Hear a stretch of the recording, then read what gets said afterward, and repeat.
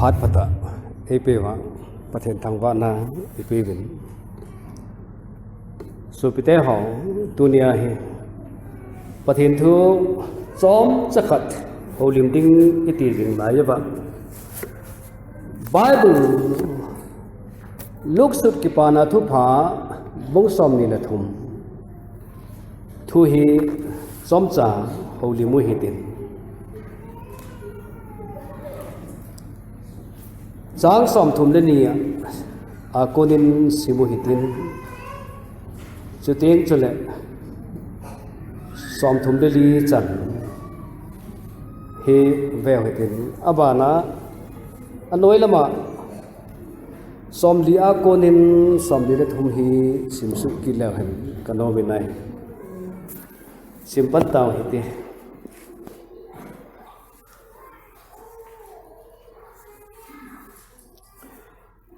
Hija chun amato tha ding akhang kilo adang mini zong akai jun ahi join lugu atiu mun chu alhun phalun ama chu thing pe na akhen be un chule akhang kilo te ni zong chu khat azet lama khat avei lama akhen be un ahi join se sun ba ama ho hi ngai da min izele mitile ama hon abolu hi ahepo ve anoi lama simsu kinu hitin zoen aki khaja khangdong khangkilo te ni khatchun azon hoibin nangma krista chu nahi lo ham nangma ki hu hingin ke ni zam nei hu hing ron tang ati ai wangin khat pa chun ama chu adon bunin a pho in nangman pathin jeng zong nagin lo ham talin thakhat mana ei ni hi talin manding dol mong i hi thilbol man bu ikisa na hi hichpa hi itile ima su set nei lo a hi ati choin jisu nagam na thunti ne hezigin ati choin ma na za ta be a ka sei pi na hi tunia gam lo pi a ke ma to yum khom ding a hi ati pathe na thu ibon chake yo ba digin pathe bo pi taw so piteo ahong long ding good friday hoi la ya itik ke ban na tiam kai chu sukunu lama ka chi ding a hin na hin taw pe ji vo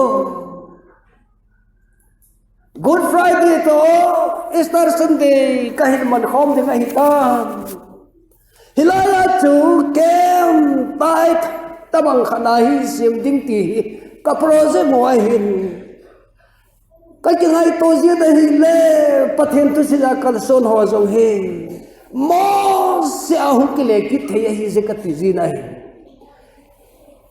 sei do te ding ti chu lo wa hi pakai pathen thu ai ka thu ka sei ding a hi le ka thep la thu chu ba hi nom ta ka sei the ding pathen thu wang hi o so pite ho thila asata a ai lo vai le idai bang ta isei theilu niu di tang tamai hi se abang kom le ikikon lo na tabang banga ki sei do a hi chu pathen phathe hin bo ji hi je hallelujah pathen lo pi han lang ta san lo ta mun je ga yo pathen thu si ja mi hem tam ta du thim su kha thi ho yo he ei ki lo we ei solpa na i to di hi be ta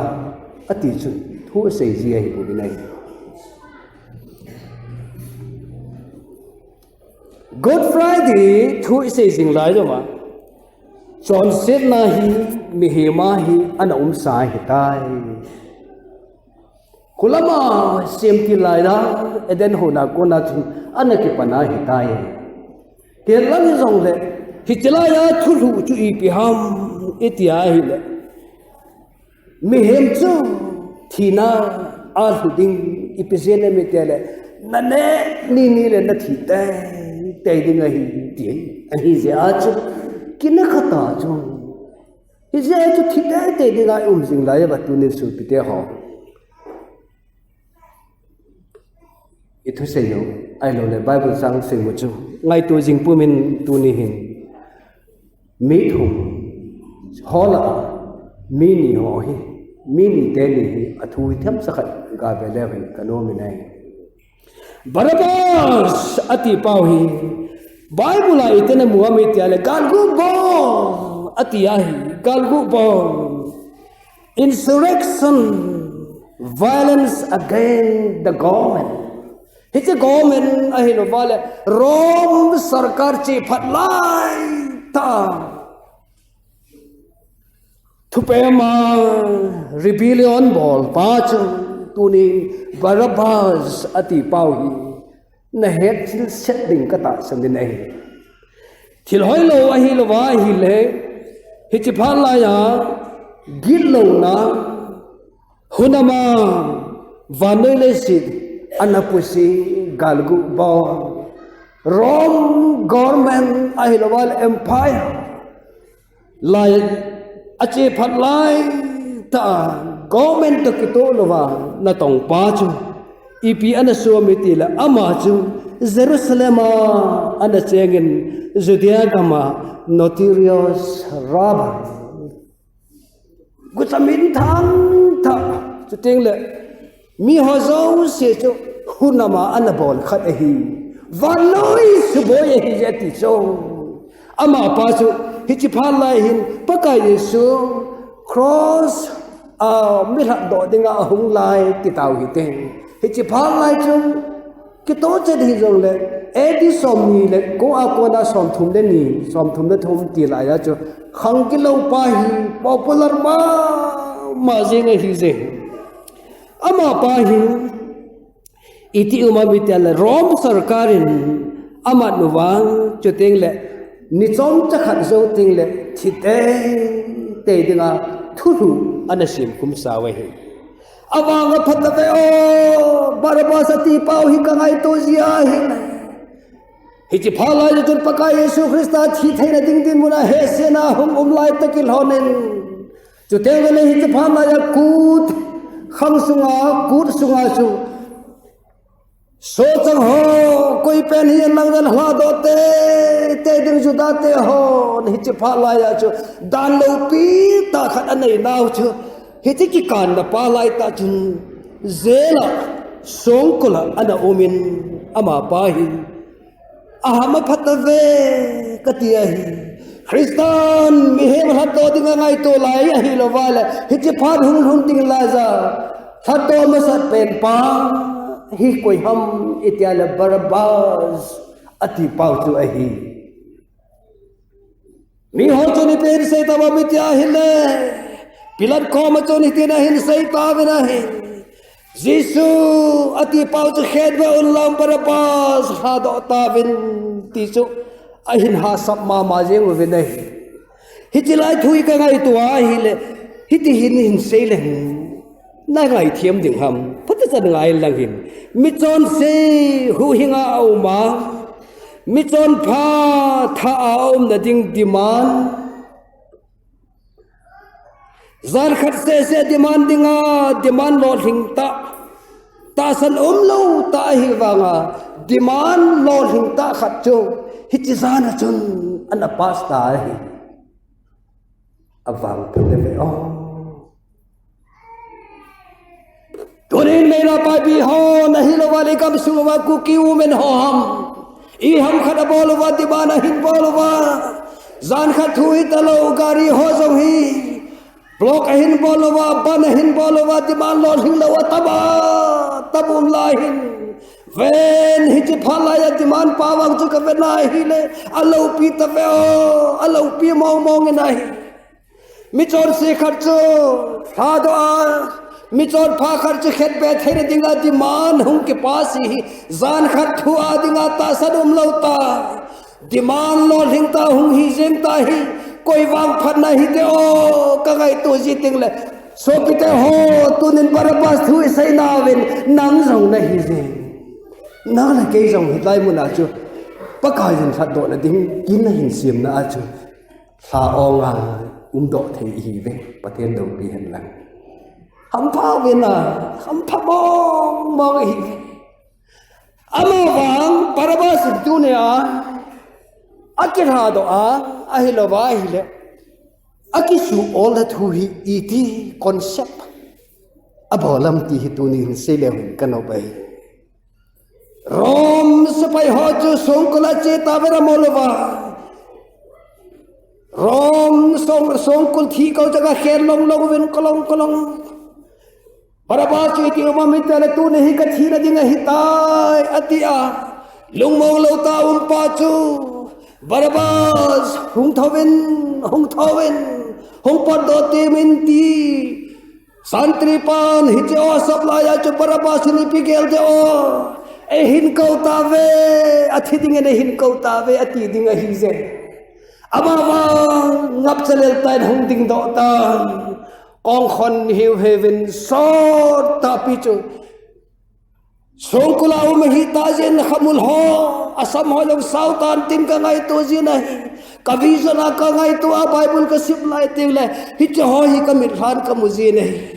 ahung ki tang thel tholen thidinga hung do pa chuni pia hin za ta mital Barabas da ham thad lom me o tu ni nang khenen jisu thidinga hitai atita ve nei hallelujah pathen lo pi hen nam tone nang khela lo hi pakai thi dinga hitai ti cho pakai thi ai hitai ti i concept fa koi leo hin ka no pen ta kha dei ama wang pakai che ho dinga thi tai ai hi wagin nangin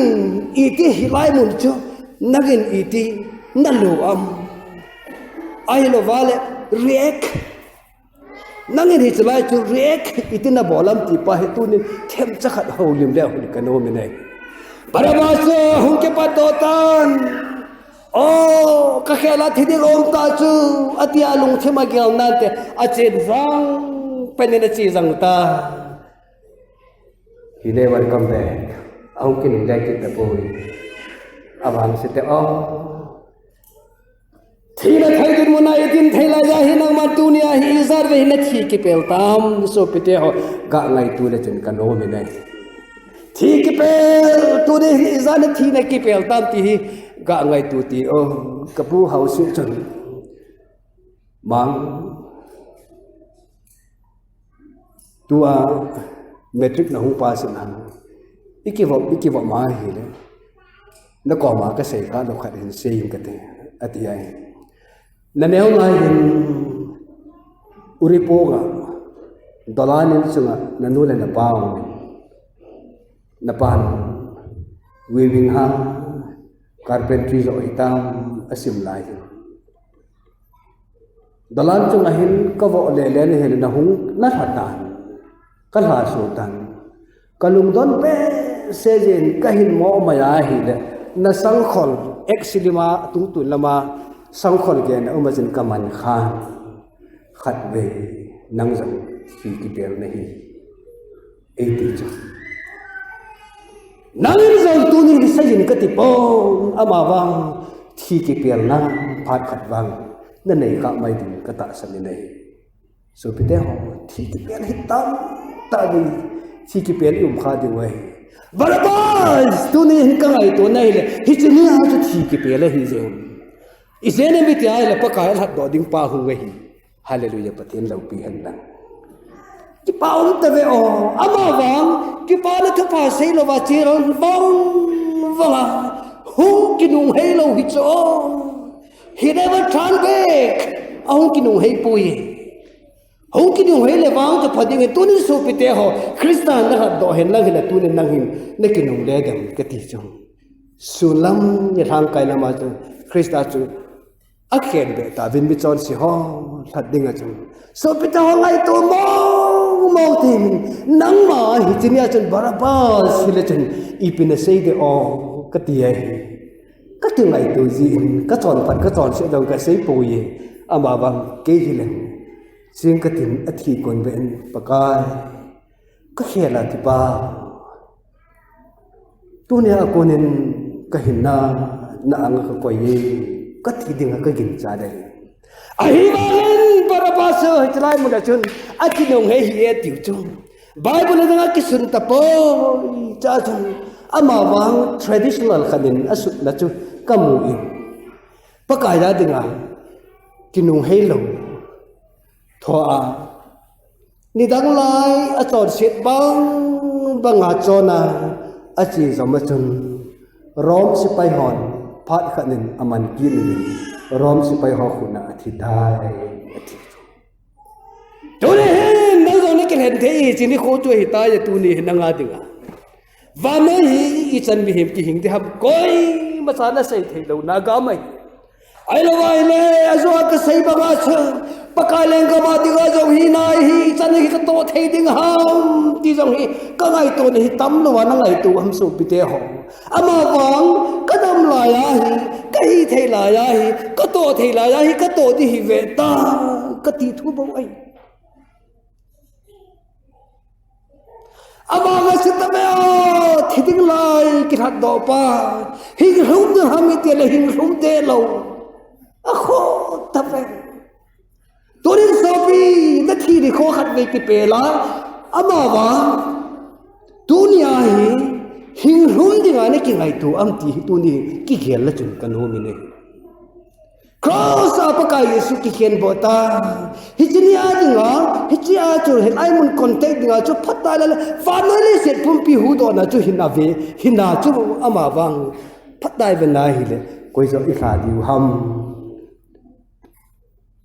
ati jing la jo wa mihem slogan chen I patient upaho dan tu sen hon mitam ta chu ati lovin barabas fa da utin jisu ti pau chu khen pe un ti so osuai hijan dunia hi nang jala hi krista hi cross ai ki khen ve hi le ong thong din good friday iman ting le na lung thi ma ko yi ka ti ai so pe te ho baka yesu cross hi ki khen ve ton hilai mu na chun ipiti thami ti a hi le Matthew lama chune ve na hi le hiti hin achunga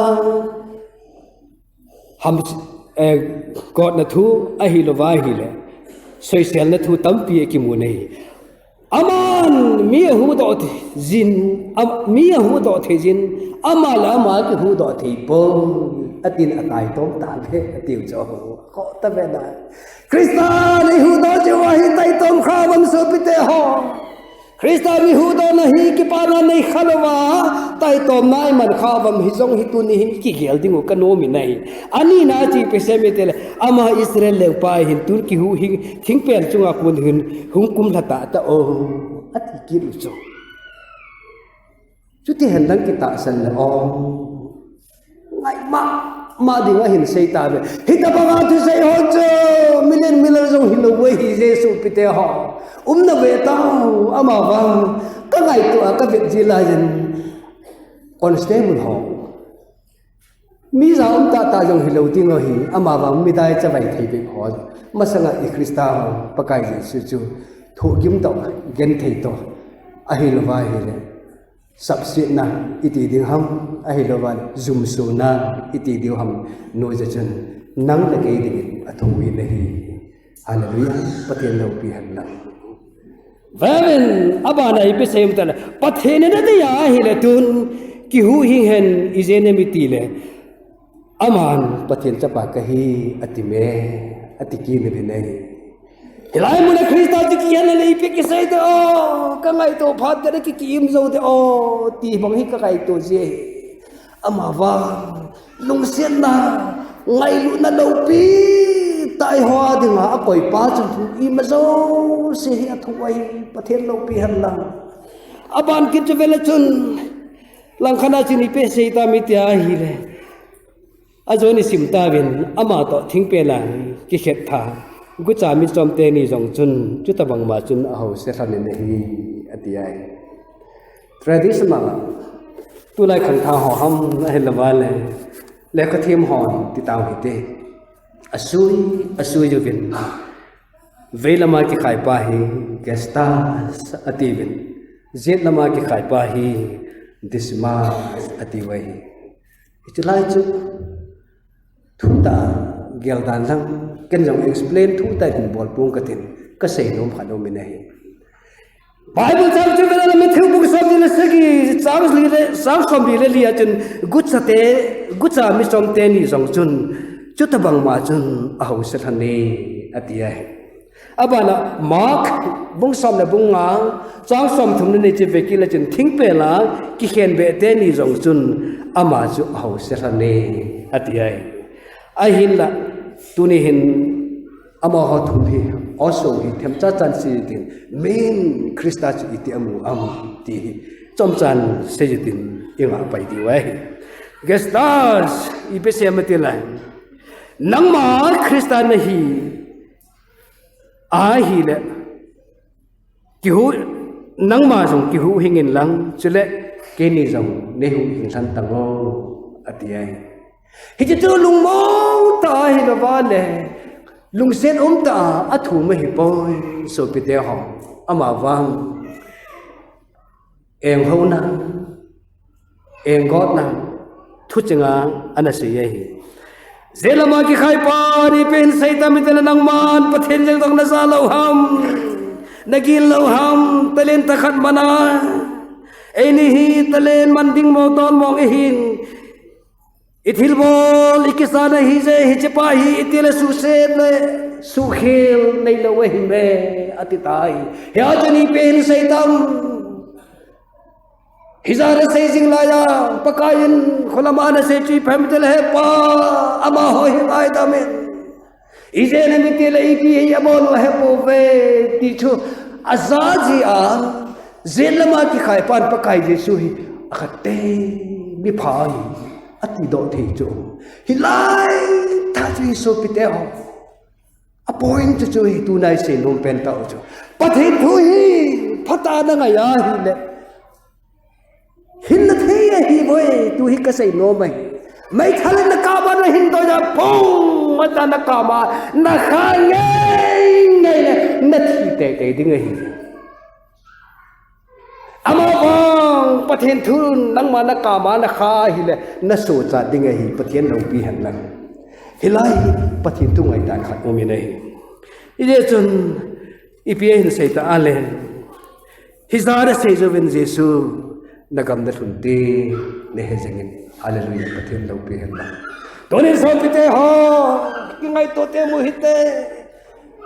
Good Friday is at ve man ta wa kum se le Good Friday Baka Yesu thini cross ai ki khet ni ai lo wale thodo ki ni zar ve manuwa tuni ai barabas bangai zar ve man tawam ai lo wa hi le ve lama ki khai pa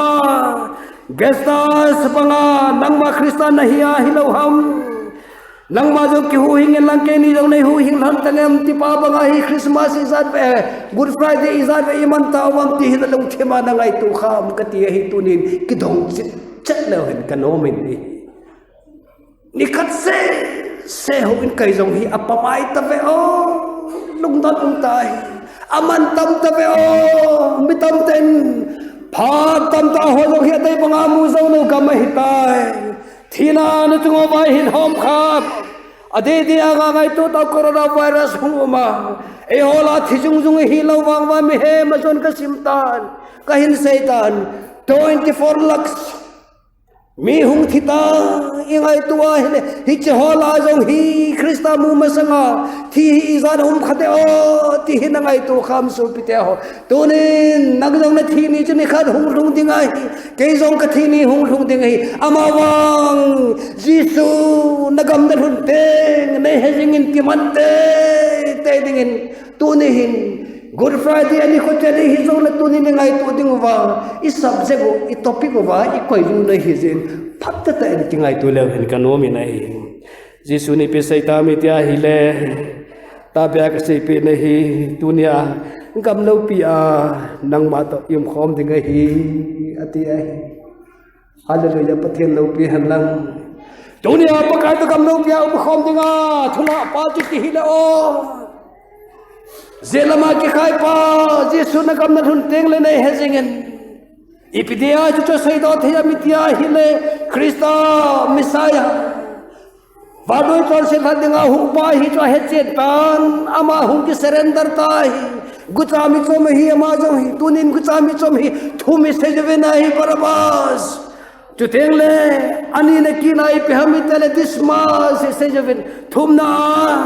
gestas se je venai mi thum la mi khanin hinna ki mu thei zen patere thang vào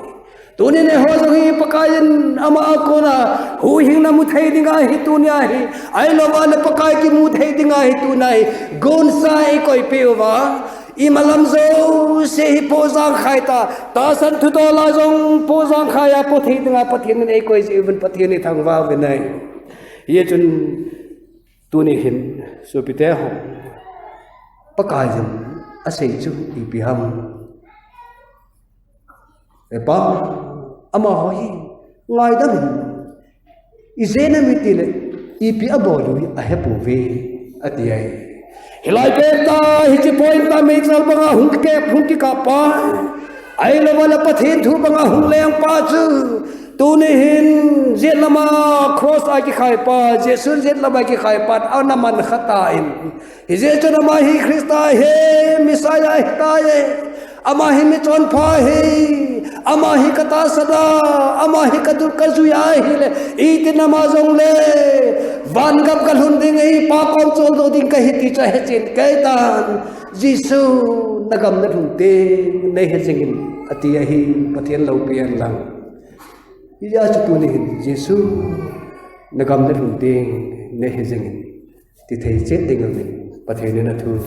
ibon se ke ja ba ding Hati ibu pita hen